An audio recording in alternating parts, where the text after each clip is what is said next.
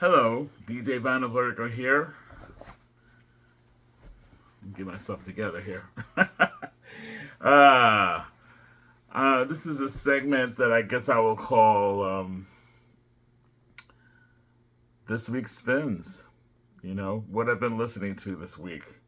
And I don't always have a chance to sit down and just listen to music. As you know, I do radio, so I have to kind of review a lot of music in order to curate my show. So a lot of times, a lot of my time is spent doing that, or also listening to music so I can rehearse and with my band and stuff like that. So I don't always have to don't always have time to leisurely listen to records, even though I have so many to listen to. So I've been making a point of doing that starting this year, especially after this little health scare that I had. I said, Scott, you need to slow down and just like kind of, you know, smell the air, so to speak. You know what I mean? Just slow down and listen to music. Really listen to music like you tell other people to do. So I've been actually listening to records, stuff that I haven't listened to in a while, or things that I bought but I never really listened to the full album. I just listened to certain tracks. So today I was cooking and I listened to a few records, but also this week I've been actually listening to records while I was cleaning and doing other things. So, and also sometimes just sitting down and listening. For example, today when I was cooking, I listened to this record because I'd only skimmed it before, and then I happened to watch Get Back this week, the docu-series Get Back about the Beatles' final performance, and they're working on Let It Be and that kind of stuff, and having just finished Abbey Road and that stuff. So and Billy Preston's in it quite a bit, especially towards the end of the series, and on the rooftop performance, he's in the rooftop performance playing organ, keyboards or whatever. So I pulled out this record that I had purchased about a month or two ago called Encouraging Words by Billy Preston. It's actually very good music. It's a really good bunch of music, and it's produced by George Harrison and Billy Preston together. And this was done back at that time, I guess around 1970, probably, because they talked about it in the series, this record. I got a reissue of it that just came out. Well, not just came out, but came out recently. And I have to say, it's not a very good recording. I don't think the pressing is very good. I was told by somebody in the VC, try to get an original of that one, because it's better. And I would tend to agree without even having heard the OG, because this limited series release it doesn't sound very good. It just doesn't sound very good, the quality. But the music's great, so I'm gonna look for an OG of this one for sure. I'll probably keep this one, but I'd like to get an OG of Encouraging Words. Probably going to cost me a nice penny, because I'm sure people are looking for the original of this because it sounds better. Anyway, so good record, bad pressing. Um, Next up, what I was listening to today, and I had just found it actually really cheap, and I think it's an original press if I'm not mistaken.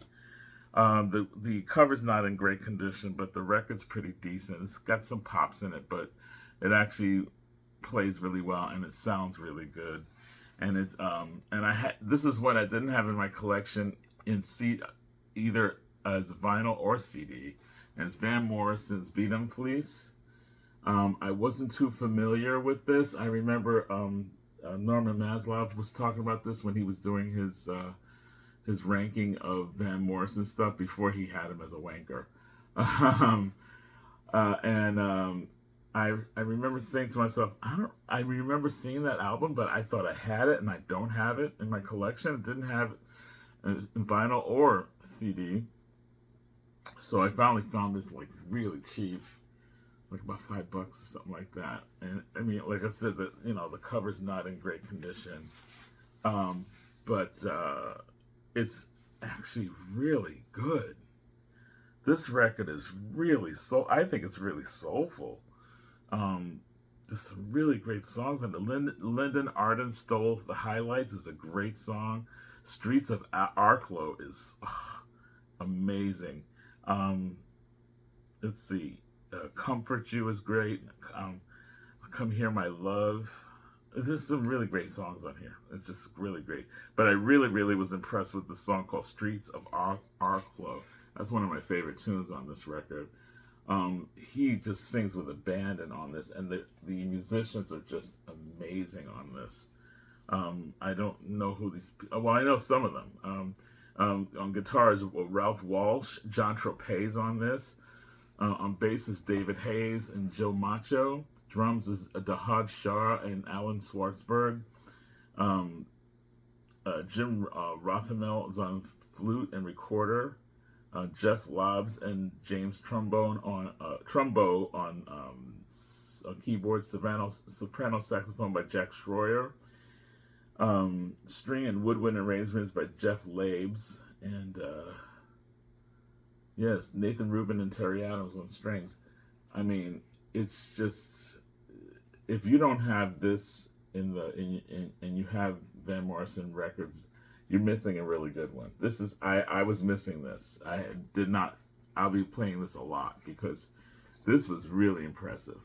Viet on Fleece by Van Morrison. Apparently, at this point in his career,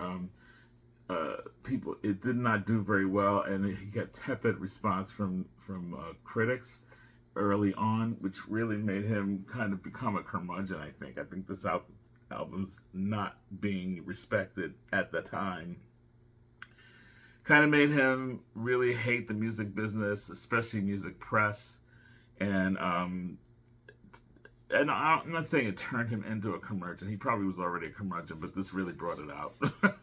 And I think he took some time off and redirected where he was going after this record. But years later, this record's become considered a classic, a much sought after classic, and I understand why. I don't understand why people weren't getting into it then. I think because around this time is when punk rock was starting to really happen. No, this is 1974. So that's before punk rock really started taking a hold. So can't blame that. I don't know. People just weren't, into it, I guess. Fools they were. Viet on Fleece. Really good record. I picked this up about a month or two ago. This was a Minnie Riperton. I finally listened to this one today. This is called Love Lives Forever. It's one of her final records. This has a lot of guests on it. Roberta Flack's on here, Peeble Bryson, Tom Scott, Michael Jackson's on here, Hubert Laws, Michael Bodegar's on this. Stevie Wonder plays harmonica. Judge Benson sings a song with her. Patrice Rushen sings and plays keyboards on one of the tracks with her. And there's a lot of write-ups from people. A lot of people are talking about this was probably released after her death. But a lot of people, Bryson, George Benson, Paulino da Costa, Roberta Flack, Lee Ritenour, Patrice Rushen, Hubert Laws, The Waters, Maxine and Julia Waters.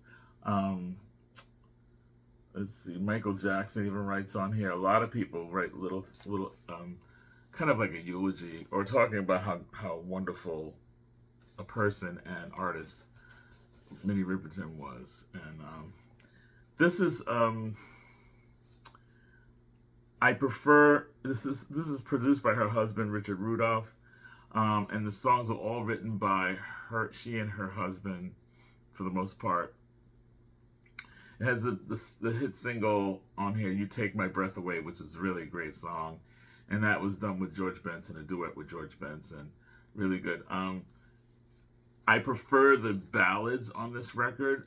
Usually I love the whole record of Minnie Riperton's albums, but this one, the dancey ones, the kind of faster tempo songs on here seem kind of dated disco-y kind of stuff, and I don't really care for it as much. Her voice is great on the songs, but I just don't like them. I prefer the ballads on this record. The dance stuff I could skip because it's like I said, it's kind of dated, very very synthesizer oriented, very drum machine-ish. I don't really care for that. So anyway, but not knocking the whole record. This has some really good tracks on it. It's not my favorite of Minnie Riperton, but I mean, you know, we have a limited amount of material from her, and I wish she had lived long enough to really give us even more material, because I know she would have matured into an amazing icon, and she already was an icon. So Minnie Riperton, love lives forever. You can get this really cheap. And again, I just want to let you know that some of the stuff is dated, like I said, but the ballads are phenomenal on this, so it's worth getting because it's cheap too. Okay. Next up, speaking of dance music, this guy was a total Renaissance man, and he was a total anomaly, to say the least. Malcolm McLaren. I got this at a I think last year I bought this when I had a table at one of these at the WMNF Book and Record Sale. I had a table and I was selling records, but I happened to see another dealer there, and he had a couple of records for sale, and I only bought 2 records that day. I was a good boy. One of them was it was Brian Ferry's Bête Noire record, yeah, because I never had that on vinyl. I love that record. And this, Malcolm McLaren, I never had this on vinyl either. I might have had this on vinyl in New York, and I left it behind, and then I lost it. Lost all my records in New York. Long story. Don't want to talk about it. But this record is really good. This is Malcolm McLaren, who basically was the guy who put forth the Sex Pistols and that whole scene like that, involved with Chrissie Hynde and all that back in those days, and put out his own music as well. And he was kind of an upstart at that time. He really wanted to push the whole punk movement, and it was kind of a crazy time. But he also put out some really good kind of sort of hip hop / dance music collaborations, so to speak. This one is very opera oriented. It has a lot of opera stuff. It basically has a lot of Puccini on here. There's the hit single off this was Madame Butterfly. Cho-Cho-San, Madame Butterfly. It's really I fell in love with this the first time I heard it. It's just amazing. Has like a modern day sound to it, but then it also has an opera singer singing over all these dance beats, and it's really cool. Also, Carmen is a really great tune on there. The Carmen song is really good. Fans is kind of interesting because it's not really an opera, but I think it's something that he wrote, and it's just basically a letter to somebody, a letter from a fan to somebody who the person's a fan of, and she's kind of obsessed with this star. So it's kind of interesting little story, and it has has some opera in the background, but interesting photography. And this is called Fans by Malcolm McLaren. You ever see this, pick it up. Even if you don't like dance music that much, it's a little bit different than your typical dance music. Again, with the opera in the background, and it's kind of experimental. It's pretty cool. I like it. A band that I think a lot of people are starting to catch on to. It's Black Pumas. I listened to this. I didn't listen to this today. I listened to this a couple of days ago. This is they have a new record called Chronicle of the. What's it called? Chronicle. Sorry.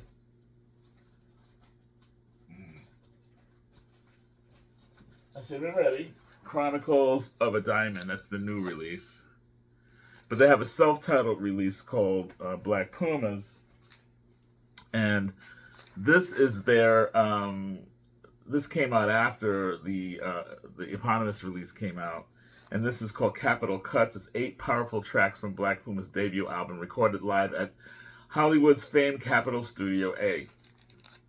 And so it's not live like in concert, but it's alternative versions of a bunch of songs. I think there's about 8 songs. There's 4 on each side. Really, really good. Nice alternative versions of stuff from their first album. So it's a nice thing to have. It's a limited edition. It's a Coal Mine Records exclusive. This one is Blood Red Swirl.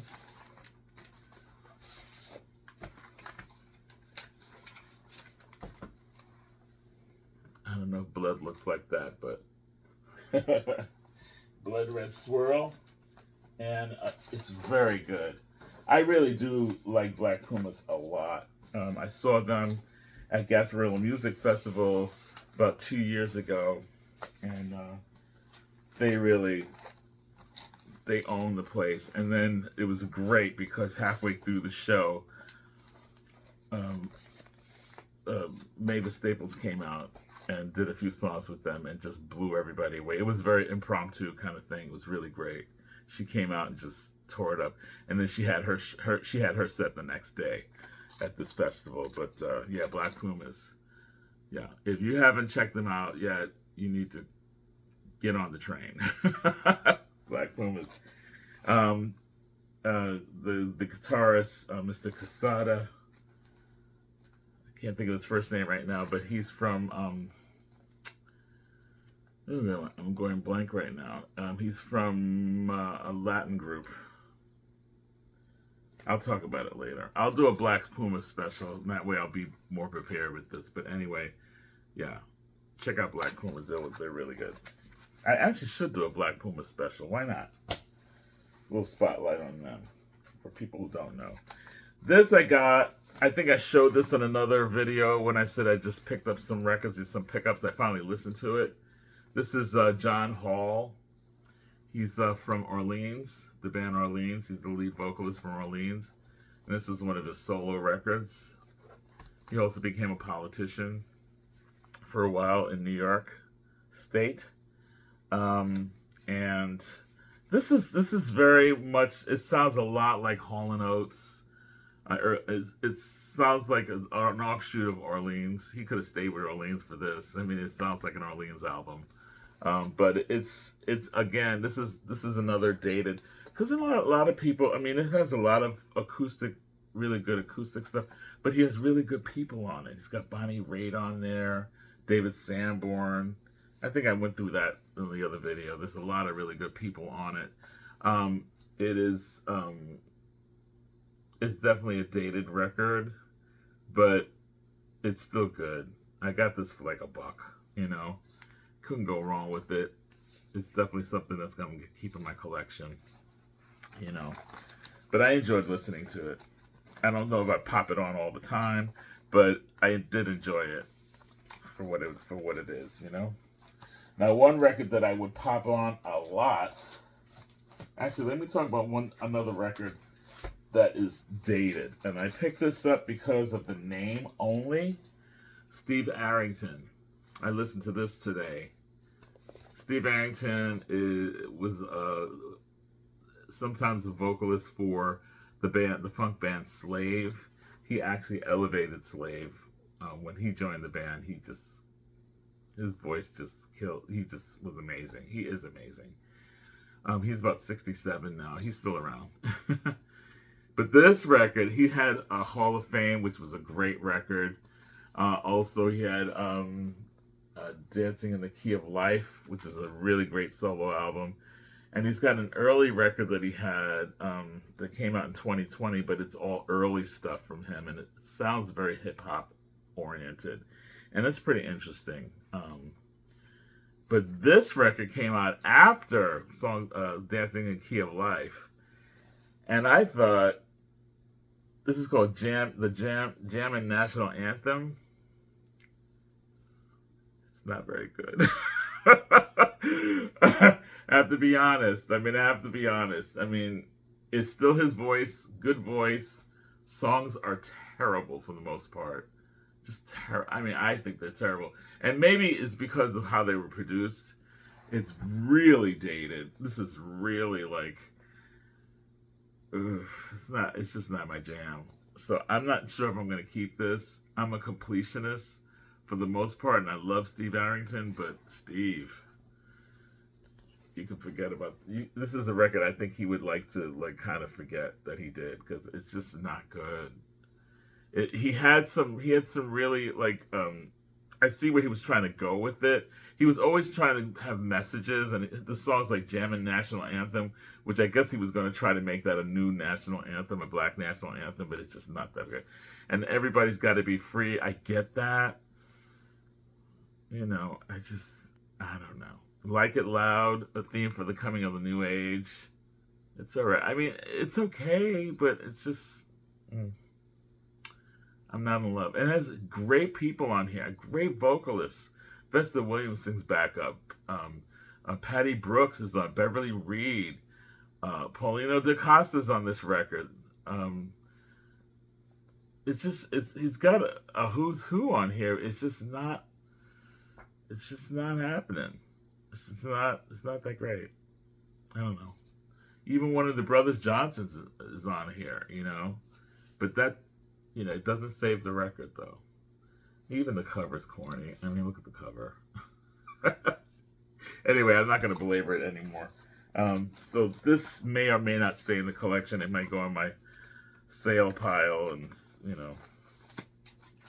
see what happens. This is definitely a keeper. This is something that this next record is something that I picked up kind of late because I had it on CD, and I said, oh, I have it. And I said, you know what? I would love to have it on vinyl. And it is a compilation. It's a tribute to Curtis Mayfield. And this is freaking amazing. It opens beautifully. It's just a great, it's a gatefold. And it really holds to, that's a great photograph of Curtis. It keeps, all these different artists really have respect for the work of Curtis Mayfield, and you feel that in the music. This is a compilation worth having. There's some compilations, tribute records that are just kind of like they're doing their own thing, and it's just about them just doing a song just because either they were asked to do it or it's just kind of trendy, like to be like on this record. That kind of. I feel like the people who did this record really came in with a focus, and I don't think they were all produced by the same people. I think people just went and did their own recordings, and it was executive produced by Richard Weisner, so he probably was one of the people curating this. But it opens with Gladys Knight doing Choice of Colors, which is, it takes you, it's a great opener.